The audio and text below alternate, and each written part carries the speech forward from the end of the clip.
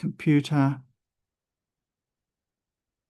and hope screen you are sharing, and we are recording the screen. Let's have a look. Stop share. Okay, and then we're going to share. Okay, back again, week 4, and part of these very, very short discussions, or the part of the recording I do, it won't be for the full hour, hopefully only 10 minutes, is to help you to make the connections between the ideas from week to week. As you see here, this is the money slide. What do we mean by the money slide? Well, if there's one slide in the whole course that will save money for the organization, it is creating a culture of honesty, openness, and assistance. And the other side is eliminating fraud opportunities. Why? Because if we look at the fraud triangle, that is the pressure, opportunities, and rationalization, most of the steps that organizations take focus on dealing with the opportunity, try to reduce the opportunity of fraud, but they don't always look at the pressure, they don't look at the rationalization. And so, yes, organizations might have a good internal control in place, and we're talking about SAPID, remember, SAPID, separation of duties, independent checks, physical controls, proper authorizations, and documentation. I've got the A and the I around a bit. It's easy for organizations to put them in because they see them in place and they can justify spending money on things that they see in place.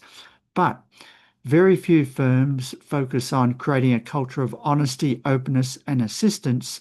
And this is why it's the money slide, because if you just focus on this circle, yes, you can reduce opportunities, but you don't stop the pressure that might be on employees, and you don't inhibit the rationalization that they might go through in undertaking the fraud. So the idea of creating a culture of honesty, openness, and assistance is to help reduce the pressure and help to thwart, that is, cut off any hint of rationalization for why you should go out and carry out that fraud. That's why this is the money slide. All right, so we're very excited about that. But when we get to week 4, what is important is that we're moving from fraud prevention to fraud detection. And the big idea, once we move from here to here, is now we're focusing on the symptoms of fraud. If we're detecting, then we're looking for fraud. Are you with me here? All right. The money slide is here, fraud prevention. But if we're going to detect fraud, well, what do we look for? Then we need to look for A, B, C, D, E, F. What do we mean by that? A, for analytical anomalies. Okay. B, abnormal behavior. C, internal control weaknesses. D, accounting documentation. E, extravagant lifestyle.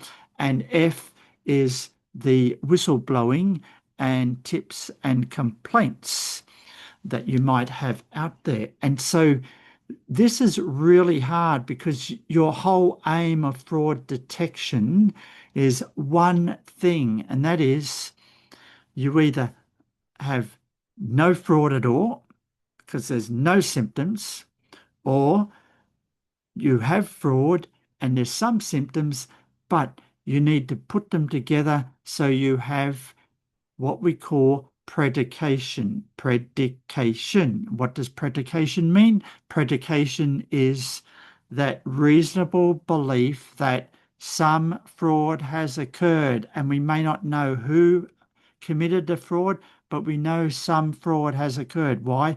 Because of the analytical anomaly, because someone complained or given a tip. but you still got to verify that, right? Okay. So this is what we mean by fraud detection. And you need to be very, very clear that you have a reasonable belief that fraud has occurred before you go to fraud investigation, which we will be covering in weeks 5, 6, 7, and 8. Because once we go to fraud investigation, it is very, very expensive. And that's why we want to be very, very clear and methodical when looking at fraud detection. And that could include looking at data-driven fraud detection, which is the chapter 6 of week 4. And the most important thing that you need to be aware of and go through is my video on how to do horizontal and vertical analysis. And it's likely to be in the exam as well. Horizontal and vertical analysis. Horizontal, looking at over time. You're looking at changes in the balance sheet, changes in the profit and loss over time. You with me? Change means over time. Vertical analysis is looking for different segments of the balance sheet, specific accounts receivable or inventory or loans. All right. Or we're looking at segments of the profit and loss, the size of the cost of goods sold, beginning and ending inventory, if it's especially inventory manipulations. So we can actually report a larger profit for the period. So I get a bonus as a manager. Okay. So, there's a lot of financial statement data analysis that you can do that is in chapter 6 under the umbrella of horizontal and vertical analysis. So please go through that, and you really need to understand that. So that recaps what we're doing in week 4. Number 1, fraud detection, we need to understand the symptoms. A, B, C, D, E, F. Okay.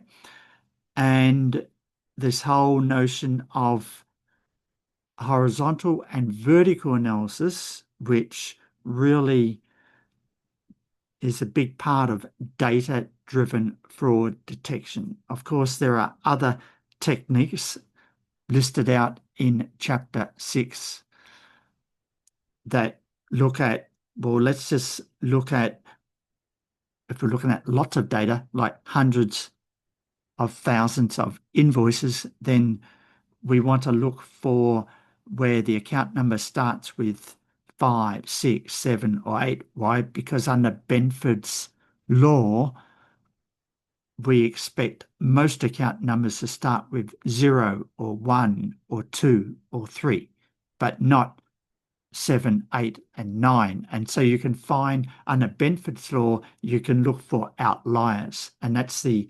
data-driven fraud prevention. So that's a summary of week 4, and my encouragement to everyone online is to go back and have a look at the cases that have been listed for this week, and which help you to get more insight into 2 things. Number 1, all right, how to recognize the symptoms of fraud, because the cases are about someone that ended up committing fraud, but you didn't see the fraud, but what you saw were their behavior, or you saw their lifestyle, or you saw their you saw something else. All right. And then you need to work out what in that case was the symptom. Okay. So in case 1, we had Carl Smith, the night manager of the donut shop. He was underworked and underpaid, overworked and underpaid. He was under pressure. And then he would actually, there was no separation of duties. So he was under pressure and he had unusual behavior. There was an internal control symptom. There was a behavior symptom, and he got angry sometimes. So there was behavior symptom. right? And so you notice that there's one, two, and a lifestyle. We went and bought a brand new car, so he had a great lifestyle. So there's three symptoms that point to predication that someone is committing fraud. Ah, okay. And so that's what the cases, what you need to draw out of the cases. The short case two, um, James Davis, again, there were outstanding bills, there were customer complaints, there was an extravagant lifestyle, and there was strange behavior. So the B in the symptoms, there was the E in the symptoms. Ah, and then there was the A, analytical anomalies, because there were 17 outstanding bills to be paid. And you see, once you get one, two, three different symptoms in the A, B, C, D, E, F, then you can start to say, oh, we've got a probable case for fraud here, that we go from fraud detection to fraud investigation. Ah, and that's what it's all about. You, all of you, are investigators. You're getting into you become the detective and then you become the investigator. This is an amazing subject in this way, because I give you a case and now you have to solve the case. Wow. What other unit in their accounting studies do you get to be the detective? Like, isn't that exciting? Wow. All right. So, um, short case number 4 and short case number 7, do have a look at that. And then there is the horizontal and vertical case. Do go through the horizontal and vertical analysis video where I show you how you can prompt AI to actually extract horizontal and vertical analysis out of an annual report. Now, there's two ways of doing that. You can actually ask AI to get the annual report off the internet. Better still, I would get the annual report yourself and then upload it to AI and then ask AI to actually do the analysis. And I really want every one of you to actually watch that video and try for yourself. It is really, really important. I really want to design an exam question around some kind of data analysis. So watch out for that. So that's our summary for week 4.